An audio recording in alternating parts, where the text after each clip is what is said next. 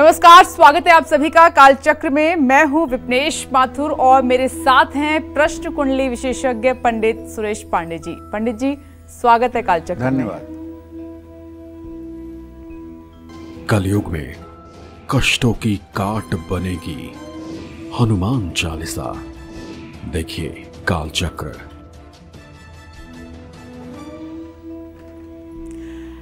जी हाँ, आप भी रोज हनुमान चालीसा पढ़ते ही होंगे, हनुमत आराधना करते ही होंगे, लेकिन क्या आपने कभी सोचा है कि हनुमान चालीसा को इतना चमत्कारी क्यों माना गया है?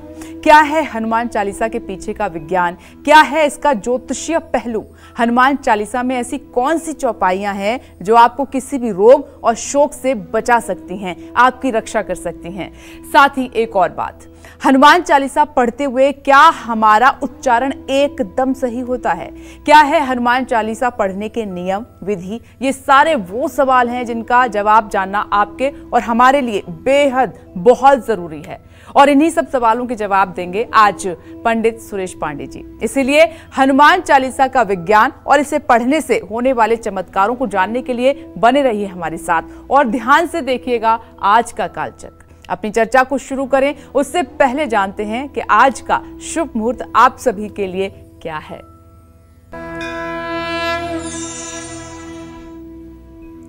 नौ सितंबर 2024 दिन सोमवार है।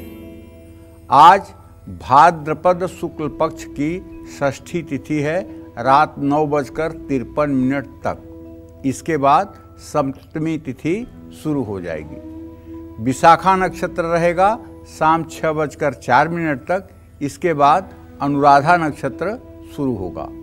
वैधृति योग रात 12:33 तक। इसके बाद विषकुंभ योग शुरू होगा। आज स्कंद षष्ठी है। आज सर्वार्थ सिद्धि योग और अभियोग बना हुआ है।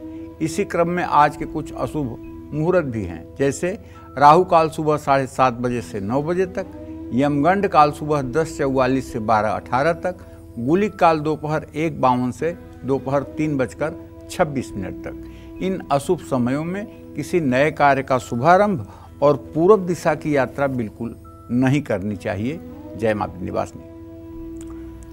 तो सबसे पहले आपके लिए पंडित जी से जानते हैं हनुमान चालीसा के विज्ञान के बारे में, और उसके बाद ये भी जानेंगे कि रोज हनुमान चालीसा, हनुमान जी की पूजा करने से हमें क्या क्या लाभ मिलते हैं। आइए जान लेते हैं। पंडित जी, हनुमान चालीसा का आज आप विस्तार से तमाम जानकारी देने वाले हैं, तो सबसे पहले हनुमान चालीसा के बारे में आप बताइए। चलो, हनुमान चालीसा तो ऐसा गूढ़ विज्ञान है कि जो देखने में भले सरल लग रहा है, लेकिन अगर विद्वान योगी जन इसके मर्म को जानना चाहते हैं तो वही लोग जान पाते हैं जिनके ऊपर हनुमत कृपा होती है। ये इतना आसान नहीं है जितना आसान इसकी हिंदी में लिखावट है, और इतना आसान भी नहीं है जितना आसानी से हम इसके अर्थ को समझ लेते हैं। बहुत बड़ा विज्ञान इसमें भरा हुआ है। मतलब साधारण इंसान जो है वो हनुमान चालीसा को नहीं समझ सकता, अगर कोशिश भी करे तो। देखो, ऐसा है बेटा, खांड की रोटी तो चाहे जो खाए सबको मीठी आएगी। बिल्कुल, सबको मीठी आएगी, लेकिन रोटी के तत्व को जानना, खांड के तत्व को जानना, ये तो कोई कोई जानेगा। कहने का मतलब, हनुमान जी के बारे में पहले ये जान लो। अतुलित बलधामम स्वर्ण शैलाभ देहम दनुजवनु कृषाणु ज्ञानी नाम अग्रगण्यम सकल गुण निधानम वानराणामधीशम रघुपति प्रिय भक्तम वात जातम नमामि। ज्ञानी नाम अग्रगण्यम, ज्ञानियों में अग्रगण्य हैं। कौन? हनुमान जी ज्ञानियों में अग्रगण्य हैं। मनोजवम मारुत तुल्य वेगम जितेन्द्रियम बुद्धिमताम वरिष्ठम वातात्मजम बानर यूथ मुख्यम श्री राम दूतम शरणम प्रपद्ये। पंडित जी, लेकिन बुद्धि की बात आती है तो हम गणेश जी की भी बात करते हैं। गणेश जी भी अपनी जगह पे हैं, हनुमान जी भी अपनी जगह पर हैं बेटा। गणेश जी, गणेशो साक्षात कृष्ण। गणेश तो साक्षात परम ब्रह्म परमेश्वर कृष्ण के ही एक रूप है। लेकिन हनुमान जी भक्त हैं। कह हनुमंत विपत्ति तब होई, जब तब सुमिरन भजन न होई। भगवान राम से कहते हैं कि हे प्रभु, विपत्ति तो उस समय ही होती है जब आपका सुमिरन और भजन नहीं होता, बाकी तो विपत्ति होती ही नहीं है जी। जेहि गिरि चरण देई हनुमंता, चले सुगा पाताल तुरंता।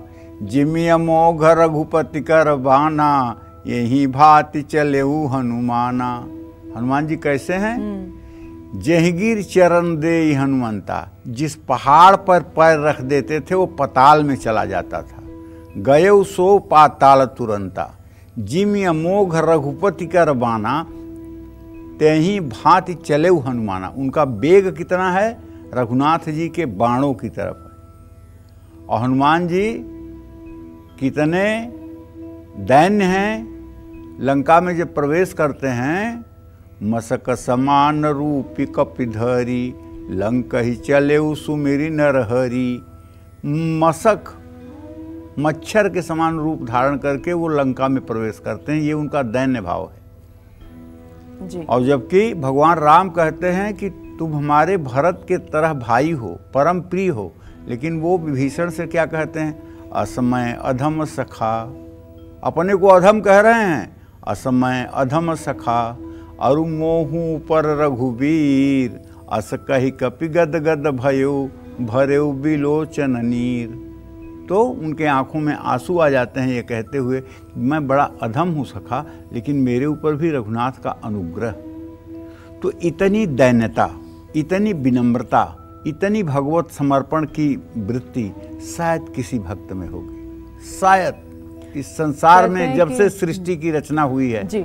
आज तक शायद इतना कोई दयावान या इतना कोई मतलब कि अपने इष्ट के प्रति समर्पित शायद कोई रहा। इसलिए पंडित जी कहते हैं कि हनुमान जी जैसा भक्त अभी तक कोई नहीं हुआ है। कोई नहीं हुआ। हाँ, सिय राम मैं सब जग जानी, करहूँ प्रणाम जोरी जुग पानी। मैं सेवक सचराचर, रूप स्वामी भगवंत। कहते हैं कि मैं केवल इस संसार का एकमात्र सेवक हूँ और पूरा संसार सिय राम में है और मैं सबका सेवक हूँ। कितनी बड़ी बात है, कितनी बड़ी बात है। और कलयुग में भी हनुमान जी प्रत्यक्ष देवता हैं। कलयुग में भी प्रत्यक्ष देवता जो है वो हनुमान जी हैं। और हनुमान जी की साधना उपासना करने वालों को कभी कलयुग नहीं प्रभावित करता है। तो विषय पर आते हैं जी। सबसे पहले मैं आपको हनुमान चालीसा के विज्ञान के बारे में अपनी अल्पज्ञता प्रकट करता हूँ। अल्पज्ञता इसलिए कह रहा हूँ कि मैं नहीं कह रहा हूँ कि मुझे पूरा ज्ञान है। जो गुरुजनों के मुख से सुना, जो शास्त्र स्वाध्याय किया, जो बड़े बुजुर्गों से सुना, वही कुछ बताने जा रहा हूँ। जहाँ त्रुटि हो संभाल लीजिएगा आप लोग, क्योंकि आप लोग भी भगवत स्वरूप हैं। जुग सहस्र जो जन पर भानु, लील्यों ताहि मधुर फल जानू। प्रभु मुद्रिका मेली मुख माही, जलधि लागी गयो अचर जनाही। इस दोहे का अर्थ है कि बजरंग बली ने एक युग और एक सहस्र योजन की दूरी पर मौजूद सूर्य को एक मीठा फल जान करके खा लिया था। बाल समय रवि भक्षलियो, तब तीनहु लोक भयो अधियारो। ताहि सो तास बतावत हैं, कपि संकट मोचन नाम तिहारो। देवन आई करी बिनती, तब छाड़ी दियो रवि कष्ट निवारो। को नहीं जानत हैं जग में, कपि संकट मोचन नाम तिहारो। कहने का अर्थ ये है कि वैज्ञानिकों ने पृथ्वी से सूर्य की दूरी का जो आकलन कलयुग में किया है, उसके अनुसार गोस्वामी तुलसीदास जी ने बहुत पहले ही सूरज और धरती के मध्य की दूरी युग सहस्त्र योजन पर भानु, लील्यों ताहि मधुर फल जानू के माध्यम से बता दी थी। अब मैं आपको बताता हूँ कि हनुमान जी की उपासना करने से क्या लाभ होता है। जो व्यक्ति नित्य हनुमान चालीसा का पाठ करता है, आध्यात्मिक बल बढ़ता है। ऐसा व्यक्ति हर रोग से लड़ पाता है। हर दिन हनुमान चालीसा का पाठ करने से मन और मस्तिष्क को ऊर्जा मिलती है। नासै रोग मिटै सब पीड़ा, जो सुमिरै हनुमत बलबीरा। मस्तिष्क को ऊर्जा मिलती है, ऊर्जा। हर रोज हनुमान चालीसा का पाठ करने से मन पर पड़े पुराने बुरे अनुभवों का भार कम हो जाता है, तनाव से मुक्ति मिल जाती है। हर रोज अगर दोनों समय हनुमान चालीसा का कोई पाठ करे तो उसके जीवन में और उसके आभा मंडल में निरंतर वृद्धि होती है। संकट से हनुमान छुड़ावें, मन क्रम वचन ध्यान जो लावें। सब पर राम तपस्वी राजा, तिनके काज सकल तुम साजा। तो मनोबल बढ़ाती है हनुमान चालीसा। हनुमान चालीसा अकारण भय और तनाव को मिटाती है। हनुमान चालीसा हर तरह के रोग को मिटाती है। हनुमान चालीसा हर तरह के संकट से रक्षा करती है। हनुमान चालीसा का किसी भी तरह का नजर दोष हो, उसमें हनुमान चालीसा पढ़ने का बहुत लाभ मिलता है। नकारात्मक सोच और नकारात्मक ऊर्जा को दूर करती है हनुमान चालीसा। ग्रहों के बुरे प्रभावों को कम करने में मदद करती है हनुमान चालीसा। हनुमान चालीसा मन, तन और परिवार के क्लेश को मिटा सकती है। हनुमान चालीसा बुरी संगत और बुराइयों से दूर रखने में मदद करती है। एक प्रयोग आपको हनुमान चालीसा का बताऊं, अपना आजमाया हुआ प्रयोग बताऊं आपको। अगर कोई आदमी बंधन में पड़ा हुआ है, बंधन मतलब उसका अपहरण हो गया है, या फिर वो किसी जेल में बंद है, या फिर उसको कहीं अनायास बंधन पड़ा हुआ है और आप नहीं जानते कि वो कहाँ है।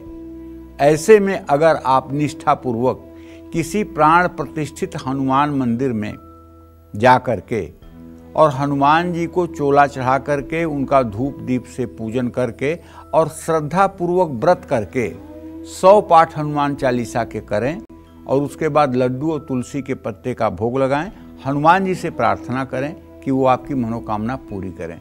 7 दिन पूरा होते होते आपकी मनोकामना पूरी हो जाएगी। यह 7 बार पाठ कर जोई, छूटई बंदी महासुख होई। ये एकदम कलयुग में चरितार्थ है। अगर आपका कोई स्वजन खो गया है, नहीं मिल रहा है, कभी कभी ऐसा होता है कि परिवार में कोई ऐसा सदस्य होता है जिसकी बुद्धि मंद होती है, जो अपना पता, जो अपना एड्रेस नहीं बता पाता है और वो किसी कारण से घर से कभी बहक गया, तो इधर उधर भटकता हुआ फिर वो न अपना घर का पता बता पाता है, न अपना मोबाइल नंबर बता पाता है, तो इसलिए उसके घर आने में बड़ी कठिनाई होती है।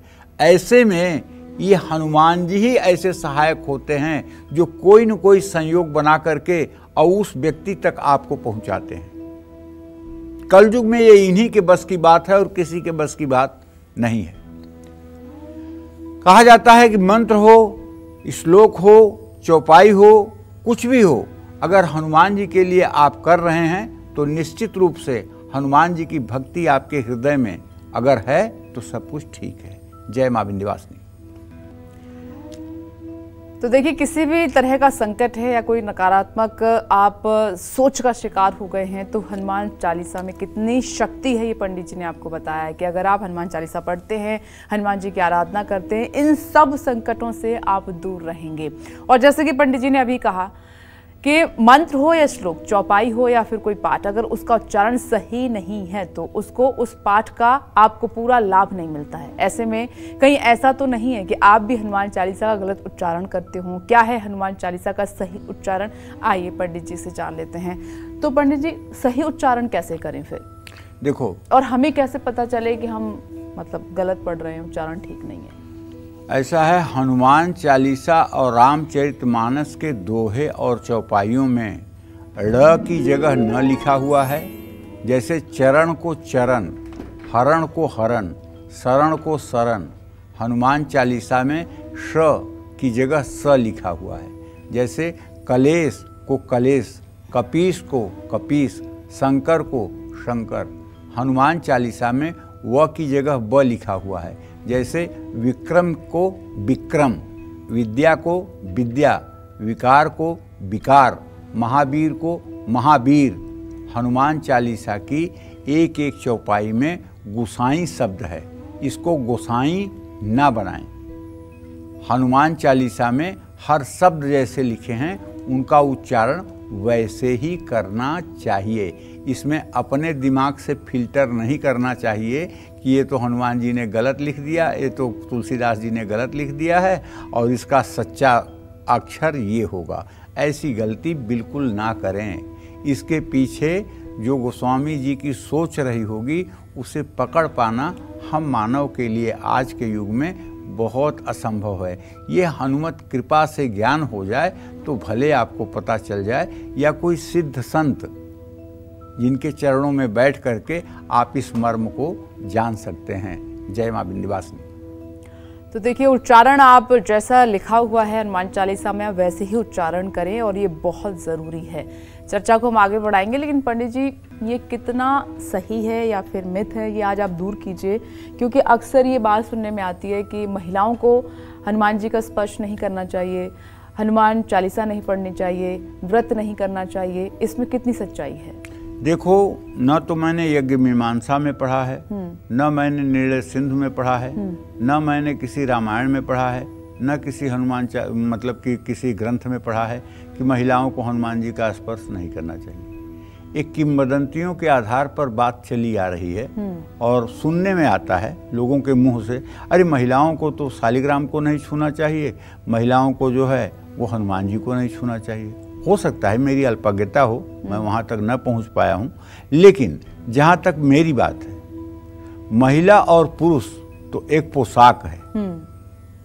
महिला और पुरुष एक पोशाक है। सच बात यह है कि जो विपनेश तुम्हारे अंदर जीव अंश है वही हमारे अंदर जीव अंश है।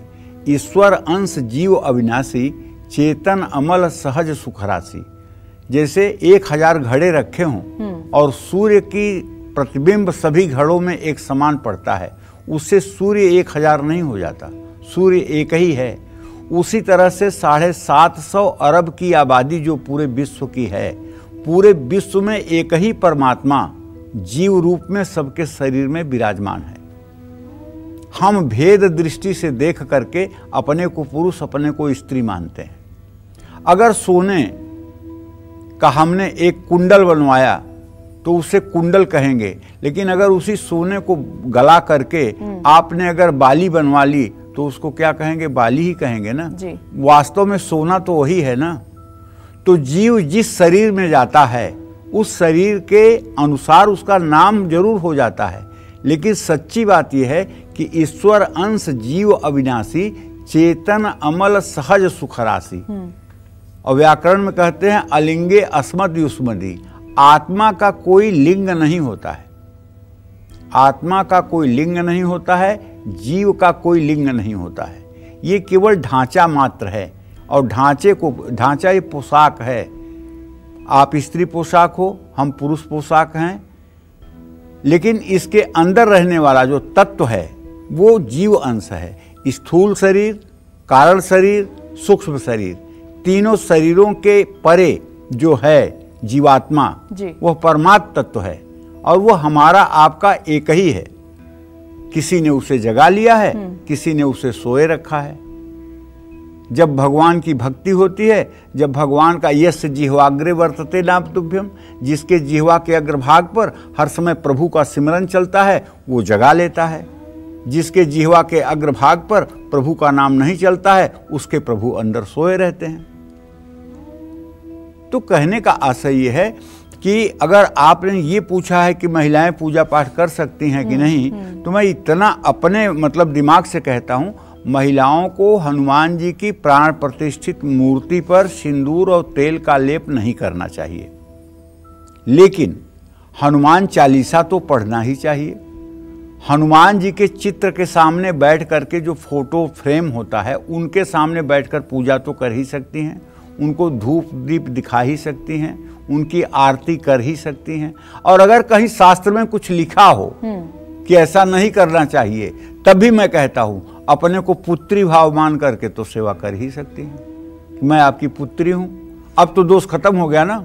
तो वो लोग जो मना करते हैं या आपके कानों तक जो बात पहुंची है वो वजह क्या बताते हैं? देखो, वजह कुछ नहीं बताते हैं। बताते हैं कि स्त्रियां अपवित्र होती हैं, हनुमान जी बाल ब्रह्मचारी हैं। बड़े हंसी की बात है, वो बाल ब्रह्मचारी हैं तो क्या वो इतने कम बाल ब्रह्मचारी हैं कि कोई महिला उनको छू लेगी तो उनका ब्रह्मचर्य नष्ट हो जाएगा? ऐसा तो नहीं है। इतने कम वाले भी ब्रह्मचारी वो नहीं है कि कोई महिला उनको छू ले तो उनका ब्रह्मचर्य नष्ट हो जाएगा। हाँ, ये बात कुछ समझ में आती है कि महिलाएं और महिलाओं के शरीर का जो निर्माण भगवान ने किया है उसमें कुछ अशौचता होती है। जैसे महीने में 5 दिन उन्हें अशुद्ध रहना, ये मतलब कि महिलाओं के अंदर है, पुरुषों के अंदर नहीं है। तो इस अशौच के कारण महिलाओं को प्राण प्रतिष्ठित मूर्तियों को छूने के लिए हो सकता है मना किया गया हो, करना भी चाहिए। लेकिन जहाँ तक पूजा उपासना की बात है, मेरे समझ से ऐसी कोई बात नहीं होनी चाहिए। जिस कोख से आप जन्म लेते हैं वो अपवित्र कैसे हो सकती है पंडित जी? वो अपवित्र हो ही नहीं सकती है। अगर वो कोख न हो तो राम नहीं प्रकट होंगे, वो कोख न हो तो कृष्ण नहीं प्रकट होंगे, वो कोख न हो तो राम नहीं प्रकट होंगे, वो कोख न हो तो कृष्ण नहीं प्रकट होंगे। ठीक है? हाँ, लेकिन एक बात आप समझो बेटा कि जिस तरह से मतलब कि घर में भोजनालय होता है, घर में मंदिर होता है, लेकिन घर में शौचालय भी होता है। बिना शौचालय के घर अधूरा है। लेकिन सबका प्रयोजन अलग अलग कार्यों में अलग अलग सिद्धि के लिए होता है। अलग अलग समय पर अलग अलग कार्यों की उपयोगिता होती है। उसी तरह से हमारे शास्त्रों में 3 से 4 दिन तक महिलाओं को जो अशौच अवस्था में माना गया है उसमें ये अपवित्रता की बात नहीं है, वह एक रजोधर्म है। उसमें शरीर से जो है थोड़ी सी शरीर को आराम और शरीर को राहत देने के लिए विधान बनाया गया है कि महिलाएं उस समय रसोई में न जाएं, उस समय खाना न बनाएं, उस समय पूजा न करें। लेकिन उसका भी हमारे शास्त्र में विधान है। जैसे एक बात सोचो ना, जितनी शादियां पड़ती हैं, जैसे साल भर में पूरे भारत में कम से कम 10-20 लाख शादियां तो होती होंगी, तो कोई बाप हिंदुस्तान में आज तक अपने बेटी से ये नहीं पूछा होगा कि तुम्हारे पीरियड की साइकिल क्या है, बता दो, मुझे तुम्हारे विवाह का मुहूर्त तय करना है। बिना ये पूछे ही मुहूर्त तय होता है। और अगर मान लो शादी के समय ही पीरियड हो रहा है, अगर 1 लाख शादियां हो रही हैं तो क्या उसमें 1, 2, 4 लड़कियां ऐसी नहीं होंगी जो रजस्वला स्थिति में हो सकती है ना? तो फिर वो कैसे भगवान विष्णु का आवाहन करती है मंडप में आके? वो कैसे हवन करती हैं? वो कैसे फेरे लेती हैं? वो कैसे गणेश, गौरी, कुबेर और अरेमा की पूजा करती हैं? वो तो अशौच हैं, तो वो कैसे करती हैं? इसके लिए भी हमारे यहाँ निर्णय सिंधु में विधान है कि जो हमारे यहाँ कुशकंडिका होती है विवाह में, उसमें जो जया संज्ञक, प्रायश्चित संज्ञक हवन होती है, उस हवन के करने मात्र से और श्री सूक्तम के 16 मंत्रों से आहुति देने पर कन्याएं तत्काल रजो दोष के दोष से मुक्त हो जाती हैं और उस सब प्रकार की पूजा करने के योग्य हो जाती हैं। ये हमारे शास्त्र का कथन है, ये हमारा शास्त्र कहता है जी। कि उन्हें तत्काल अशुद्धि से बाहर निकालने की सामर्थ्य हमारे इन मंत्रों में और अग्निदेव को हवन करने में हो जाता है। देखिए पंडित जी, आप हमेशा जब भी हम चर्चा करते हैं तो एक ज्योतिषीय पहलू आप समझाते हैं और एक वैज्ञानिक पहलू भी होता है। तो ये जो बात है वो सत्य है जो आप कहते आ रहे हैं, लेकिन विज्ञान में ऐसी कोई बात नहीं है। लोग इसको भी सोचते हैं, समझते हैं। तो हर चीज़ के 2 पहलू अब हो गए हैं, तो उस हिसाब से हम आगे बढ़ते हैं। चलिए अपनी चर्चा को आगे बढ़ाते हैं। हनुमान चालीसा का वैज्ञानिक पहलू तो आपने हमारे दर्शकों को पंडित जी खूब विस्तार से बता दिया है। चलिए अब जल्दी से जानते हैं कि दर्शकों को हनुमान चालीसा पढ़ने के लिए ज्योतिष लाभ भी कैसे मिलता है। पंडित जी बताएं। हनुमान चालीसा का पाठ करने से शनि ग्रह की शांति होती है। उलटी पुलटी कपिलंका जारी, कूदी परेऊ पुण्य सिंधु मझारी। शनि को रावण ने बांध दिया था अपने यहाँ लंका में, और कैसे बांधा था पता है? उल्टा करके बांधा था, पैर ऊपर सर नीचे। हनुमान जी ने जब लंका में आग लगाई तो लंका सोने की थी, जल नहीं रही थी। सोने में आग लगना इतनी आसान बात नहीं होती है। तो हनुमान जी ज्ञानी नाम अग्रगण्यम, ज्ञानियों में अग्रगण्य हैं, तो उन्होंने देखा कि शनिदेव बांधे गए हैं, तो आकर के उन्होंने शनिदेव का तुरंत बंधन खोला और शनिदेव का पीठ पकड़ करके और उनकी आंख जो है लंका की तरफ कर दी। अब जब लंका की तरफ आंख हुई और शनिदेव की दृष्टि लंका पर पड़ी तो लंका जल के राख हो गई। उलटी पुलटी कपि लंका जारी, कूदी पड़े हूं पुण्य सिंधु मझारी। और स्वयं जाके समुद्र में कूद गए, क्योंकि उनको तो अपनी पूंछ भी बुझानी थी। तो कहने का आशय, हाँ, शनिदेव प्रसन्न हो गए हनुमान जी के ऊपर। हनुमान जी से कहे, प्रभु मैं तो आपका बहुत ऋणी हूँ, आपने मुझे इस संकट से बचाया है। तो हनुमान जी ने कहा, ठीक है भाई, जो मेरे भक्त हों उन्हें परेशान मत करना। तो जो लोग शनिवार को सुंदरकांड का पाठ करते हैं, जो लोग नित्य हनुमान चालीसा का पाठ करते हैं, उन्हें शनि की 7.5, शनि की ढैया, शनि की महादशा, शनि की अंतरदशा में कभी किसी प्रकार की बाधा नहीं पहुंचती है। और शनिदेव ऐसे लोगों का कल्याण ही करते हैं। जहां भी हनुमान उपासना होगी, ऐसे व्यक्ति को शनिदेव अपने कोप से कभी शिकार नहीं बनाएंगे। ये बात एकदम पक्की मान लीजिए। शनिदेव की कृपा पाने के लिए हर शनिवार को हनुमान चालीसा या सुंदरकांड का पाठ करना चाहिए। शनिवार को बूंदी का प्रसाद भोग लगाकर बांटना चाहिए। शनिवार की शाम को हनुमान जी को केवड़े का इत्र अर्पित करें। जिन लोगों की कुंडली में मंगलिक दोष है, उनको मंगल के बुरे प्रभावों को कम करने के लिए हनुमान चालीसा का 10 पाठ नित्य करना चाहिए। इससे मंगल का बल, साहस और ऊर्जा सभी जप करने वाले व्यक्तियों को मिलता है।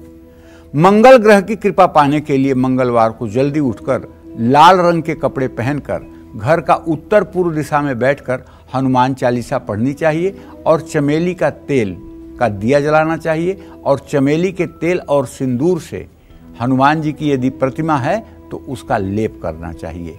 ये सब विधान अगर नित्य नियम से किए जाएं और हर समय हनुमान जी का चित्त में स्मरण बना रहे, तो मैं विश्वास के साथ कह सकता हूँ, जीवन के कठिन से कठिन परिस्थिति में भी हनुमान जी आपके लिए चमत्कार साबित होंगे। इसमें कोई दो राय नहीं है, क्योंकि कलयुग में ये प्रत्यक्ष देवता हैं। और मैं तो ये मानता हूँ, दिन भर में लाखों बार, आप विश्वास करिए, इसमें अतिशयोक्ति नहीं है, लाखों बार हनुमान जी अपने भक्तों के लिए प्रकट होते हैं। एक सच्ची घटना आपको बता रहा हूं, विश्वास करिएगा कि एक 52 द्वादशी पर हमारे गांव के पास मेला लगता है। 52 द्वादशी पर एक आदमी परदेश से आया था, उसकी नई नई शादी हुई थी, अपनी बहू को, अपनी पत्नी को लेकर के मेला देखने गया था। मेले में उसकी पत्नी खो गई। अब वो अनाउंस करवाया रेडियो पर मेले के, लेकिन पत्नी नहीं मिली। वो निराश होकर के भागता आया मंदिर में राम जानकी के और प्रार्थना किया कि प्रभु मेरी पत्नी मिल जाए। तो वहाँ पर एक गांजा पीने वाला जो है वो पीपल के पेड़ के नीचे बैठा था। उसने कहा, है भैया क्या कह रहे हो? कहने, अरे भैया हमारी पत्नी खो गई है, वही भगवान जी से प्रार्थना कर रहा हूँ। कहने, कौन से भगवान जी से? कहने, राम जी से। कहें, राम जी अपनी भी लुगाई तो ढूंढ नहीं पाए और तुम्हारी लुगाई कहाँ से ढूंढेंगे? हनुमान जी ढूंढ सकते हैं। तो बोले, तो मैं क्या करूं? कहें, जाओ 1 किलो लड्डू लेकर के आओ, हनुमान जी ढूंढ देंगे। अब वो देखो, नशे में बैठा हुआ आदमी और इतने आत्मविश्वास से कह रहा है, और वो गए 1 किलो लड्डू लेकर आने। उनकी बातों पर पूरा विश्वास हो गया, मरता क्या न करता। और जब लड्डू लेकर के आ रहे हैं तो एक वृद्ध आदमी उनकी पत्नी को लेकर आ रहा है। भैया ये आपकी पत्नी है? हाँ हाँ यही मेरी पत्नी है, ये खो गई थी। ये हनुमान जी का चमत्कार। तो हनुमान जी अपने भक्तों की बातों को सही करने के लिए कभी वृद्ध बन के, कभी बालक बन के, कभी युवा बन के चमत्कार करते ही रहते हैं। आप विश्वास करिए, अगर हनुमान जी के प्रति आपके मन में समर्पण है तो मेरे कहने की कोई जरूरत नहीं, सैकड़ों चमत्कार आपके मन में इस समय चल रहे होंगे। हाँ यार, पंडित जी सही कह रहे हैं, इस समय पर मुझे ये मतलब कि चमत्कार हुआ था, इस समय ऐसा मेरे साथ हुआ था, इसमें ऐसा मेरे साथ मदद हुई थी। आपको लगेगा कि हाँ पंडित जी एकदम 100% सच कह रहे हैं, ऐसा होता है। जब आप उनका स्मरण करेंगे, जब उनकी शरणागति में आप रहेंगे। और हनुमान जी कहते हैं कि कर्म करना चाहिए। एक आदमी बैलगाड़ी से जा रहा था और उसकी बैलगाड़ी एक पानी की नाली थी, उसी में जाके बैलगाड़ी के दोनों चक्के अटक गए और फिर बैल उनको खींच नहीं पा रहे थे। अब वो वहीं बैठकर जेब में से हनुमान चालीसा की किताब निकालकर और लगा हनुमान चालीसा पढ़ने। कम से कम 20 बार हनुमान चालीसा पढ़ा। आधे घंटे हो गए। एक वृद्ध के रूप में हनुमान जी आए, बोले भैया तुम्हारी गाड़ी इतनी देर से फंसी हुई है, तुम निकाल क्यों नहीं रहे हो? बोले आपको क्या लगता है मैं नहीं निकाल रहा हूँ? कहें कहाँ प्रयास कर रहे हो भैया? कहें आप देख नहीं रहे मैं हनुमान चालीसा पढ़ रहा हूँ। कहें हनुमान जी ने कोई चमत्कार तो नहीं किया था। हनुमान जी ने अगर लंका पार करना था तो समुद्र पार करके गए थे, लंका जलाना था तो इस मकान से उस मकान पे कूदे थे। तो तुम कुछ कर्म भी तो करो। कहें क्या कर्म करूँ? कहें आप उतरो, एक चक्का में आप हाथ लगाओ, एक चक्का में मैं हाथ लगाऊं, पार हो जाएगा। तो जब वो उतरा, एक चक्के में वो हाथ लगाया, एक चक्के में हाथ वो वृद्ध रूपी हनुमान जी ने लगाया और बैलों को थोड़ा सा पुचकारा तो गाड़ी पार हो गई। तो हनुमान जी अपने भक्तों को फंसा देख करके ऐसा भी करने आते हैं। इसमें अतिशयोक्त मत मानिए। कलयुग के ये प्रत्यक्ष देवता हैं। अगर इनकी अनुपस्थिति हो जाए ना तो कलयुग पूरे दुनिया को त्राहि त्राहि करा देगा। तो मैं तो ये कहूँगा अपने समस्त दर्शकों से और देशवासियों से कि अपने बच्चों को और कुछ आप दीजिए, धन दौलत या न दीजिए, लेकिन उन्हें बचपन में एक तो गायत्री मंत्र बोलना सिखाइए और दूसरे हनुमान चालीसा का पाठ करना सिखाइए। अगर ये 2 काम आपने करा दिया तो समझ लीजिए कि आपने बहुत बड़ा यज्ञ कर लिया। अगर आपका बच्चा पूरा हनुमान चालीसा मुँह ज़बानी बोलने लगे और आपके बच्चे को गायत्री मंत्र शुद्धता से याद हो जाए तो आप विश्वास करिए उसको इस दुनिया में सफल होने से दुनिया की कोई ताकत नहीं रोक पाएगी। एक दिन वो सूरज की तरह चमकेगा और उसकी रोशनी में पूरा जग कृतकृत्य हो जाएगा। बस आजकल क्या है कि हम माता पिता ही भागवती का आचरण नहीं कर रहे हैं, जिससे बच्चों को कोई संदेश नहीं जा रहा है और बच्चे सब कुछ हम ही को देख करके सीखते हैं।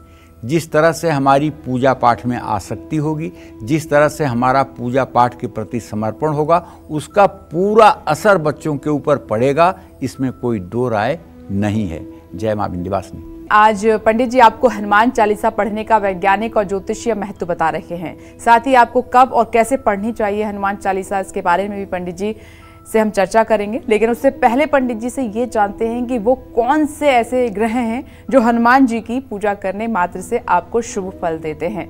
तो पंडित जी अब ग्रह शांति के लिए बताइए कि कौन से ग्रह हैं जिनका शुभ फल हमें मिल सकता है हनुमान चालीसा का पाठ करने से।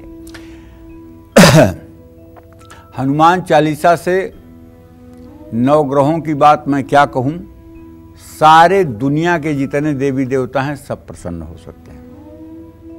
सूर्य ग्रह की कृपा पाने के लिए हनुमान जी को हर मंगलवार गुड़हल के फूलों की माला चढ़ानी चाहिए। हर रोज उगते हुए सूर्य को देखते हुए हनुमान चालीसा का पाठ करना चाहिए। इसके बाद तांबे के लोटे से सूर्य को अर्घ्य देना चाहिए। ओम ब्रह्म स्वरूपिणे सूर्य नारायणाय नमः। राहु की पीड़ा से मुक्ति पाने के लिए रोज हनुमान चालीसा का पाठ करें। किसी भी हनुमान मंदिर में जौ और तेल का दान करें। कमजोर शुक्र के कारण अगर आपको धन, समृद्धि या विलासितापूर्ण जीवन जीने की इच्छा है और पूरी नहीं हो पा रही है तो हर रोज रात में सोने से पहले हनुमान जी के सामने सरसों के तेल का दिया जलाकर हनुमान चालीसा का पाठ आपको करना चाहिए। जय मां विंध्यवासिनी। अब जल्दी से हनुमान चालीसा के वो चमत्कारी उपाय जानते हैं जो हमारे कष्टों को दूर करने की ताकत रखते हैं। तो पंडित जी वो कौन से हैं चमत्कारी उपाय? देखो, ये शरीर प्रारब्ध के वशीभूत है और विधाता ने जो छठी रात के अंत में लिख दिया है उसे हमें कम बेसी भोगना पड़ता है। ये पूर्व जन्म का प्रारब्ध है। अनजान में की गई भूल की वजह से आप अगर कानूनी मामलों में, मुश्किलों में फंस गए हैं तो हनुमान चालीसा का 100 बार अगर आप पाठ करें तो निश्चित रूप से 7 दिन ये पाठ करने के बाद आपको राहत मिल जाएगी। अगर आप निरपराध हैं तो आपको सफलता मिल जाएगी। अगर आपको गलत तरह से टारगेट किया गया है तो भी आपको सफलता मिल जाएगी। अगर आपके खिलाफ षड्यंत्र किया गया है तो भी आपको सफलता मिल जाएगी। और किसी ने पूर्वाग्रह से ग्रसित होकर के आपसे शत्रुता निकालने के लिए आपको अनायास फंसाया है, तब भी हनुमान जी आपके साथ न्याय करेंगे। इसी तरह से अगर आपके पास पैसे का संचय नहीं हो पाता है, पैसे नहीं रुकते हैं, हमेशा पैसों की कमी बनी रहती है, तो अष्ट सिद्धि नवनिधि के दाता असबर दीन जानकी माता। 8 सिद्धियां नवनिधियां हनुमान जी के पास हर समय रहती हैं। तो भैया मंगलवार के दिन सुबह दिव्या स्नान करके बड़ के पेड़ का एक पत्ता तोड़ लीजिए और पत्ते को साफ पानी से धो लीजिए। अब इस पत्ते को कुछ देर हनुमान जी की प्रतिमा के सामने रखिए, उस पर लिखिए ओम हं हनुमतये नमः। अष्टगंध की स्याही बना लीजिए, चमेली के कलम से लिख दीजिए या उस पर लिख दीजिए श्री राम। और इस पत्ते को आप अपने धन रखने के स्थान में स्थापित कर लीजिए। हनुमान चालीसा का जप करते हुए इस पत्ते को अपने पर्स में भी रख सकते हैं। जब ये पत्ता पूरी तरह से सूख जाए तो इस पत्ते को नदी में प्रवाहित कर दें। ये उपाय दोहराते रहें, घर में सुख शांति बनी रहेगी। इसके लिए हर मंगलवार और शनिवार को हनुमान मंदिर जाकर गुड़ और काले भीगे हुए चने का भोग लगाएं। घर में सुबह शाम हनुमान चालीसा का पाठ करें। पाठ करने के पहले और बाद में आधे घंटे तक किसी से बात न करें। 21 दिनों तक ऐसा करने से हनुमान जी की कृपा आप पर सदैव बनी रहेगी। जय मां विंध्यवासिनी। और बिहार हाजीपुर से सोनाली जी इस वक्त हमारे साथ फोन लाइन पर मौजूद हैं। आपका स्वागत है कालचक्र में। अपना प्रश्न पंडित जी से कीजिए। सोनाली जी अपना प्रश्न पंडित जी से कीजिए। हेलो। हाँ बोलो बेटा। प्रणाम पंडित जी। जय मां विंध्यवासिनी। जय मां विंध्यवासिनी बेटा। पंडित जी मेरा डेट ऑफ बर्थ है 29/9/1999। मुझे अपनी भविष्य के बारे में जाननी है पंडित जी। मुझे आगे का भविष्य कैसा रहेगा, मैं बहुत ज्यादा टेंशन में रहती हूँ अपनी भविष्य के बारे में। मुझे अरे बिल्कुल टेंशन मत लो। बृहस्पति और सूर्य का इत्तिसाल चतुर्थ दशम है, चिंता मत करो। बहुत जल्दी मार्च 2025 के बाद तुम्हारा भाग्योदय होने वाला है। बस तुम्हें एक काम सोनाली करना है, मैं बता दे रहा हूँ। 9 दिन के नवरात्र व्रत करना शुरू कर दो। 9 दिन के नवरात्र व्रत करो। दुर्गा सप्तशती में जो कवच है दिव्या कवचम, उस कवच का पाठ करो। अर्गला स्तोत्र का पाठ करो और दुर्गा अष्टोत्तर शतनाम का पाठ करो। सप्त श्लोकी दुर्गा का पाठ करो और क्षमा प्रार्थना करो। इतना पाठ अगर सुबह शाम करोगी और पूरे नवरात्र का 9 दिनों का व्रत रहोगी तो पक्का मान लो बेटा, आपका एकदम मरणोपरांत मतलब मरते दम तक आपका भाग्य हर समय आपके साथ रहेगा और आपको यश कीर्ति सम्मान निरोगता सब कुछ मिलेगा। आपका भाग्य अच्छा है, इसमें कोई दो राय नहीं। लेकिन चंद्रमा और शनि की स्थिति के कारण आपके मन में अपने भविष्य को लेकर के नकारात्मक विचार बहुत आते हैं। इन नकारात्मक विचारों से बचने के लिए आपको नवरात्र के व्रत करना चाहिए। नवमी के दिन 9 कन्याओं को 2 वर्ष से लेकर 10 वर्ष तक की कन्याओं को अपने घर आदर से बुला करके उन्हें अच्छे आसन पर बैठाकर उनका पैर धोकर उनके माथे पे टीका करके उन्हें हलवा पूड़ी खिलाओ और उन्हें कुछ 10-10, 20-20 रुपया दक्षिणा भी दो और उनके पैर छुओ। देखो आपकी किस्मत कैसे बदल जाती है। जय मां विंध्यवासिनी। धन ऐश्वर्य पाने के लिए और कर्ज से मुक्ति और परिवार से कलेश मिटाने के लिए हनुमान चालीसा से हम कौन से उपाय कर सकते हैं, आइए जानते हैं। पंडित जी बताइए कैसे इन प्रॉब्लम से छुटकारा मिल सकता है, क्या है वो उपाय? देखो, धन सुख समृद्धि और ऐश्वर्य की प्राप्ति के लिए मंगलवार को हनुमान मंदिर में हनुमान चालीसा की आप 11 किताबें ले जाइए और बिना अहंकार के कि मैं देता हूँ ये बात नहीं आना चाहिए। दैन्य भाव से मैं किसी लायक नहीं हूँ, मैं प्रभु की इतनी ही सेवा कर पा रहा हूँ और 11 पुस्तकें हनुमान जी के मंदिर में किसी ऐसे पवित्र स्थान पर रख दीजिए जहां दर्शनार्थी जब जाएं तो एक किताब उठा करके हनुमान चालीसा का 2 मिनट पाठ कर लें और फिर उसके बाद वही किताब रख करके चले जाएंगे। अगर आपने ऐसा कर दिया तो आप पक्का मानिए आपने समझ लीजिए 100 गायों का दान कर दिया। और जितने लोग आपकी रखी हुई किताबों से पाठ करेंगे उसमें कुछ पुण्य का अंश आपको भी मिलेगा। आपके भी दुर्भाग्य जलेंगे, इसमें कोई दो राय नहीं।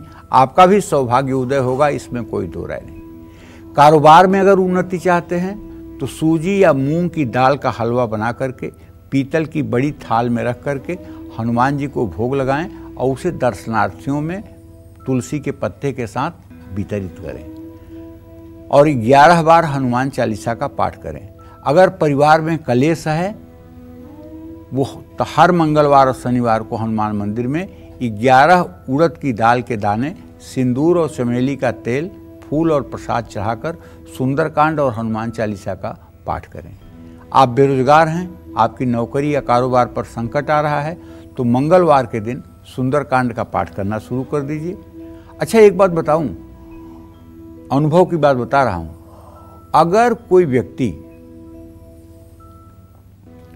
बदनसीबी की मार झेलते झेलते थक चुका है और अब लगता है कि जीवन जीने का कोई मकसद नहीं है, अब लगता है कि चारों दिशाओं में अंधकार है, बीमारी ने, कर्ज ने, मुकदमे ने इस तरह से जकड़ लिया है कि अब लगता है कि इन मुसीबतों से निकल पाने का कोई रास्ता नहीं है, तो मैं इस कलिकाल में एक चमत्कारी उपाय आपको बताता हूं। अगर आप पुरुष हैं तो हर रोज सूर्यास्त के बाद एक पंचमुखी हनुमान जी का सुंदर सा चित्र घर में लगा करके और उनका फेस करिए साउथ में, दक्षिण तरफ उनका मुंह करिए और उनकी रोज विधिवत पूजा करके, हनुमान जी के ऊपर जल नहीं चढ़ाया जाता है, इस बात का ध्यान रखिए। हनुमान जी के केवल चरणों पर जल डाला जाता है, हनुमान जी के शरीर पर जल नहीं डाला जाता है, इस बात का ध्यान रखिए। तो खूब विधि से पूजा करके अगर 100 दिन लगातार ब्रह्मचर्य रह करके और आप हनुमान जी के सुंदरकांड का 100 दिन पाठ कर लें तो मैं दावे के साथ कह सकता हूं आपका हिमालय की तरह भी अगर दुर्भाग्य होगा तो वो भी जल करके राख हो जाएगा। माने पाप का समूह चाहे जितना बड़ा होगा लेकिन 100 दिन सुंदरकांड का पाठ करने के बाद आपको राहत मिल जाएगी। हर मंगलवार को हनुमान चालीसा का पाठ करते रहिए। अगर कर्ज से मुक्त होना चाहते हैं तो बुधवार और रविवार को कभी भी पैसे वापस किसी को न करें। पैसा अगर उधारी का वापस करना है तो मंगलवार को चुकाने की कोशिश करिए, इससे कर्जा जल्दी उतरेगा। अपने घर में 9 बत्तियों वाला सरसों के तेल का बड़ा सा दीपक बना लीजिए, उसमें 2 लौंग डाल दीजिए और दीपक जलाकर तब हनुमान चालीसा का पाठ करिए। शरीर में किसी भी तरह की अगर पीड़ा है तो हनुमान चालीसा के साथ हनुमान बाहु का पाठ करिए। कुछ लोग ऐसे हैं जिनके शरीर में बैठने के स्थान पर फोड़े होने लगते हैं, 1 फोड़ा हुआ, 2 फोड़ा हुआ, 3 फोड़ा हुआ, 4 फोड़ा हुआ, ऐसे 7 फोड़ा, 10 फोड़ा होते हैं और बहुत कष्ट पाते हैं ऐसे लोग। मतलब उन्हें पेट के बल सोना पड़ता है, या शरीर में एक्जिमा हो गया, अपरस हो गया, उससे पानी निकलता है, मवाद निकलती है। ये सब ऐसे रोग हैं जो पूर्व जन्म के प्रारब्ध के द्वारा होते हैं। इन संकटों से बचाने के लिए आपके लिए हनुमान जी बहुत सहायक हैं। अगर आप हनुमान बाहु का सुबह शाम पाठ करना शुरू कर दें तो मैं विश्वास के साथ कह सकता हूं चर्म रोग से संबंधित जितने भी रोग हैं 6 महीने से 1 साल के अंदर वो आपके जीवन में राहत दे देंगे, इसमें कोई दो राय नहीं। लेकिन हनुमान जी के प्रति आपके मन में पूर्ण रूपेण समर्पण होना चाहिए। आज का आदमी ऐसा है, मुझे नहीं कहना चाहिए बात लेकिन कह रहा हूं कि अगर एक नारियल ले जाके भगवान जी को चढ़ाया और उसका काम नहीं हुआ तो उसके मन में अश्रद्धा आ गई, कह रहे भगवान जी तो सुनते नहीं, भगवान जी की पूजा पाठ बेकार है।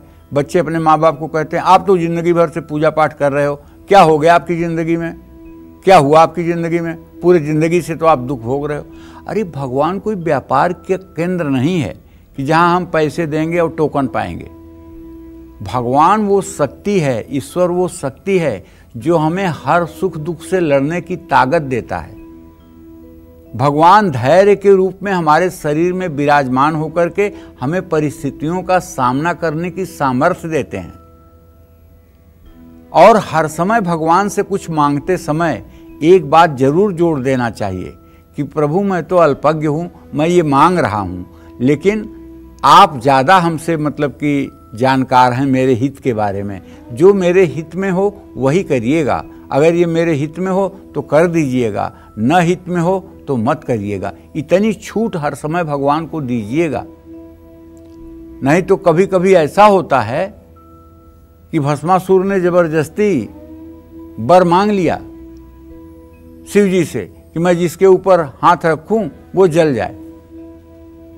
पहले उसने शिव जी को ही हाथ रखना चाहा, शिव जी को ही दौड़ा लिया। मोहिनी रूप धारण करके, पार्वती का रूप धारण करके भगवान विष्णु आ गए। उन्होंने उसे ही नचा दिया, वो अपने से ही अपना ही हाथ रख के अपने सर पे जल के मर गया। तो कहने का मतलब है कि अगर हम गलत डिमांड भगवान से करते हैं तो वो गलत डिमांड भी हमारे लिए पतन का कारण हो जाती है। इसलिए भगवान को एक छूट देना चाहिए कि हे प्रभु मेरी डिमांड ये है, मेरी मांग ये है, लेकिन प्रभु आप सर्वज्ञ हैं, मेरे हित के बारे में आपसे ज़्यादा भला कौन जानता होगा। अगर मेरे लिए ये ठीक हो तो कर दीजिएगा, ना ठीक हो तो मत करिएगा। मैं दोनों में प्रसन्न हूँ, दोनों में आपका भक्त हूँ, दोनों में आपको समर्पित हूँ, ऐसा जरूर रखिएगा। ये नहीं कि आपने कुछ किया। अब आजकल लोग फ़ोन करते हैं, पंडित जी आपने कहा था कि 40 दिन जो है श्री सूक्तम का पाठ कर लीजिए तो नौकरी लग जाएगी, आज 41 दिन हो गया। अरे भाई, धर्म कोई दारू थोड़ी है कि पीते ही पैर लड़खड़ाने लगेंगे। ये देसी घी की तरह है, एक दिन में 1 लीटर देसी घी पी लेने से कोई पहलवान नहीं हो जाता। इसको 2 चम्मच रोज अगर साल भर खाओगे तो तंदुरुस्त हो जाओगे। धर्म पर विश्वास करो, इसको सतत करते रहो। जितना आपका समर्पण होगा, जितनी आपकी श्रद्धा होगी, उसी के अनुसार आपको फल मिलेगा। इसमें निराश होने की कहाँ बात है। जय मां विंध्यवासिनी। ऐसा कहा जाता है कि हनुमान जी की पूजा करते हुए विशेष नियमों का पालन करना चाहिए। वो नियम कौन से हैं, आइए जान लेते हैं। तो पंडित जी बताएं। देखिए भाई, मैं तो ये कहूँगा कि जो जैसा रहता है उसी के अनुकूल अगर आप व्यवहार करें तो निश्चित रूप से आपको उस व्यक्ति का सानिध्य जल्दी प्राप्त होता है। हनुमान जी की पूजा में ब्रह्मचर्य का पालन करना अनिवार्य है। हनुमान जी की पूजा में बनाया हुआ प्रसाद शुद्ध घी का होना चाहिए। हनुमान जी को सिंदूर लगाने के लिए सिर्फ तिल या चमेली के ही तेल का प्रयोग करना चाहिए। हनुमान जी को केसर या हल्दी मिलाकर ही लाल चंदन लगाना चाहिए। सुबह हनुमान जी को गुड़ नारियल का भोग लगाना चाहिए। दोपहर को हनुमान जी को गुड़, घी और गेहूं के आटे चूरमे का भोग लगाना चाहिए। रात के समय हनुमान जी को प्रसाद में फल का भोग लगाना चाहिए। और ध्यान रखिएगा, हर प्रसाद के साथ अगर तुलसी का पत्ता नहीं होगा तो पूरे दुनिया का प्रसाद आप चढ़ा दीजिए, वो संतुष्ट नहीं होंगे। हाँ, 2 तुलसी का पत्ता हो जाएगा तो एकदम प्रसन्न। हनुमान जी की उपासना में सिर्फ रुद्राक्ष या मूंगे की माला का ही प्रयोग आप कर सकते हैं। जय मां विंध्यवासिनी। और अब जानते हैं कि हनुमान जी की कैसी तस्वीर घर में कहाँ लगाने से बुद्धि और विद्या का विकास होता है, साथ ही रोग और शोक भी दूर हो जाते हैं। तो कौन सा कोना है वो घर का पंडित जी, या दीवार? हनुमान जी का चित्र हमेशा घर में दक्षिण दिशा की ओर देखते हुए लगाना चाहिए। ऐसा क्यों? जब दक्षिण दिशा में हनुमान जी का मुंह होता है ना, तो ये हो जाते हैं संकट मोचन। आप बनारस में देख लीजिए संकट मोचन मंदिर को, साउथ फेसिंग चित्र है। नैमिषारण्य में देख लीजिए, स्वयंभू हनुमान जी हैं, वहाँ बहुत बड़ी प्रतिमा है पहाड़ में, साउथ फेसिंग चेहरा है। हनुमान जी का जहाँ संकट मोचन नाम होगा वहाँ उनका मुंह दक्षिण तरफ होगा। ऐसा क्यों? क्योंकि जब लंका के लिए हनुमान जी ने प्रस्थान किया था तो उस समय उनका मुंह दक्षिण दिशा में था। हाँ, जामवंत के वचन सुहाए, सुन हनुमंत हृदय तिभाए, तब लग मुँह पर क्यों तुम भाई, सही दुकंद मूल फल खाई, जब लग या मुँह सीत ही देखी, हुई है काज मुँह हरस विषेखी, अस कहना आई सबन कर माता, हृदय चले ही अधर रघुनाथा, सिंधु तीर एक भूधर सुधर, कौतुक कूद चढ़े ताऊ पर, बार बार रघुवीर सम्हारी, तर के उपौन तनय बल भारी, जही गिर चरण देई हनुमंता, चले सुगा पाताल तुरंता, जिम्य मोघ रघुपत कर बाना, यही भात चले हनुमाना, जलनिधि रघुपत दूत विचारी, तय मैनाक हों श्रमहारी, हनुमान तहि परसा कर पुन कीन प्रणाम, राम काज कीन है बिना मोहि कहाँ विश्राम। ये चित्र बैठी हुई मुद्रा में लाल रंग का होना चाहिए। दक्षिण दिशा की ओर मुंह करके हनुमान जी का चित्र शुभ है, क्योंकि हनुमान जी ने अपना प्रभाव सबसे ज़्यादा इसी दिशा में दिखाया है। हनुमान जी बाल ब्रह्मचारी हैं, ऐसे में अपने शयन कक्ष में इनकी प्रतिमा ना रखें, बिल्कुल नहीं रखना चाहिए बेडरूम में, घर में न, और हाँ, पूजा स्थान में कभी दंपत्ति को सोना नहीं चाहिए। अगर कोई गृहस्थ की जीवन में है कोई पति पत्नी और मंदिर के कमरे में सो रहे हैं तो इस भागवतिक अपराध से बचें। वहाँ ऐसा कोई कार्य नहीं होना चाहिए जो मतलब कि शास्त्र विरुद्ध हो। नकारात्मक ऊर्जा अगर बहुत ज़्यादा है तो हनुमान जी की शक्ति प्रदर्शन की मुद्रा का चित्र लगाएं। घर के मुख्य द्वार के ऊपर पंचमुखी हनुमान जी का चित्र लगाने से घर में नकारात्मक ऊर्जा का प्रवेश नहीं हो पाती है। मकान में गलत दिशा में जल स्रोत है, शत्रु बाधा है, बीमारी है, मनमुटाव है, तो इस दोष को भी दूर करने के लिए पंचमुखी हनुमान का चित्र चमत्कारी साबित होता है। जय मां विंध्यवासिनी। चलिए पंडित जी से जल्दी से जानते हैं कि हनुमान जी का कौन सा स्वरूप घर में लगाने से कौन कौन सी मनोकामनाएं पूरी होती हैं, ये जानते हैं। पंडित जी बताइए। हनुमान जी का ड्राइंग रूम में जो चित्र लगाएं आप, वो पर्वत उठाते हुए। हनुमान जी का चित्र श्री राम का भजन करते हुए भी आप लगा सकते हैं अपने पूजा स्थान में। आपके अंदर साहस, बल, विश्वास और जिम्मेदारी की कमी है तो पहाड़ उठाते हुए हनुमान जी का चित्र घर में लगाएं उत्तर की दीवार पे। परिवार में कलेश रहता है तो हनुमान जी का ऐसा चित्र लगाएं जिसमें वो राम भक्ति करते हुए नजर आ रहे हों। कोई मुश्किल लक्ष्य को प्राप्त करने के लिए उड़ते हुए हनुमान जी का चित्र अपने घर में लगाएं।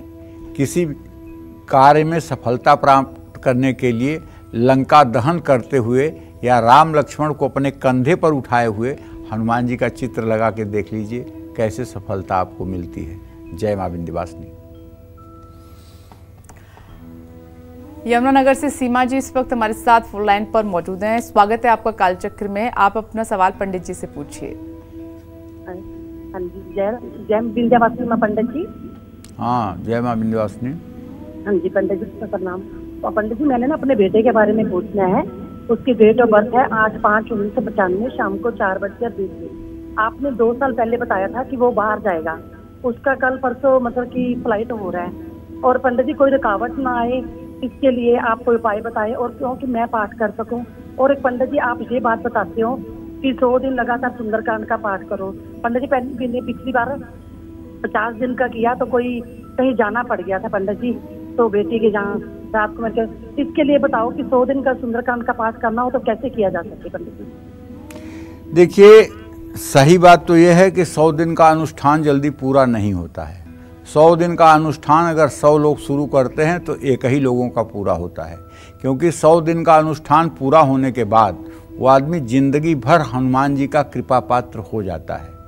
उसके जीवन से सारे कष्टों का समाधान हो जाता है। ये बहुत बड़ी साधना है 100 दिन अनवरत पाठ करना। ये हनुमान जी की कृपा से होता है।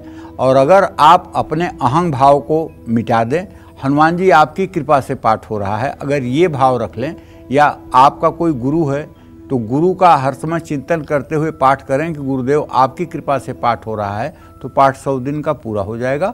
आपके बेटे की यात्रा मंगलमय होगी और किसी प्रकार के उसके जीवन में कोई संकट नहीं आएगा। अगर आप चाहें तो एक उपाय कर सकती हैं।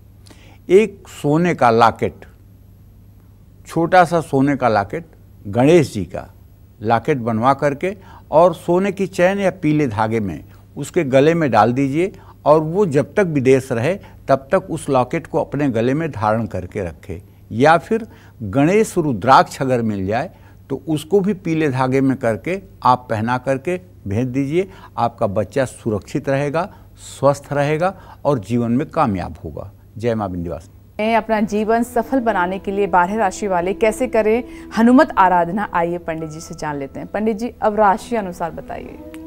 देखिए, मेष राशि के जातकों को एक मुखी हनुमंत कवच का पाठ करना चाहिए और हनुमान जी को बूंदी का प्रसाद चढ़ाना चाहिए।